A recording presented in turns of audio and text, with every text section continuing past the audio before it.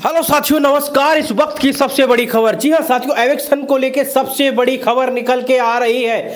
जो हम लोगों को डर लग रहा था कि कहीं ना कहीं इंटरनल वोटिंग ना हो जाए, और अगर इंटरनल वोटिंग हो जाती है तो रजत का एविक्शन कर दिया जाएगा किसी भी गलत तरीके से। लेकिन साथियों, बहुत बड़ी खबर है रजत के फैंस के लिए साथियों। जी हाँ साथियों, क्योंकि बिग बॉस ने ऐसा कुछ नहीं किया है और सीधा सीधा वोटिंग के आधार पर एविक्शन किया है। जैसे कि आपको पता था साथियों, क्लोजिंग वोटिंग ट्रेंड में मैंने बताया था, सबसे कम जो वोट मिले थे साथियों वो मिले थे शिल्पा शिरोडकर जी को, और शिल्पा जी को इसी के चलते घर से बेघर कर दिया गया है साथियों।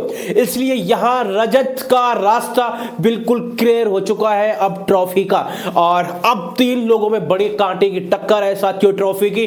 रजत दलाल, विवियन डी सेना एंड करणवीर मेहरा, क्योंकि तीनों में साथियों कोई भी कम नहीं है ट्रॉफी के लिए, क्योंकि तीनों का गेम बड़ा ही मजबूत है। चाहे हम रजत को ले, चाहे हम विवियन को ले, चाहे हम स्मार्ट बॉय करणवीर मेहरा को ले साथियों, अब जीतेगा कौन। और सबसे बड़ी बात यह साथियों, शिल्पा यहां तक पहुंची, उनके लिए यह भी एक बहुत अच्छी बात है, क्योंकि शिल्पा जी को हम कहीं ना कहीं एक्सपेक्ट कर रहे थे कि वो 9 में या 10 में भी में निकल जाएंगे, लेकिन यहां तक पहुंची बगैर किसी अच्छा गेम खेले, तो बहुत बड़ी बात है साथियों।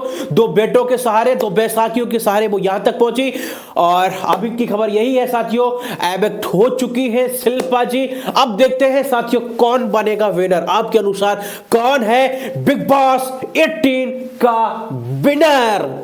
मेरे हिसाब से साथियों तीनों ही बड़े ही इंपॉर्टेंट हैं, बड़े ही कांटे की टक्कर इनमें। हालांकि अविनाश भी कम नहीं था अपने आप में, लेकिन साथियों उसकी पॉपुलैरिटी थोड़ी कम थी पहले की, इस वजह से कहीं ना कहीं उस बेचारे को वोट कम मिले, नहीं तो उसका गेम इन तीनों पे भारी था। लेकिन ऐसे ही है साथियों।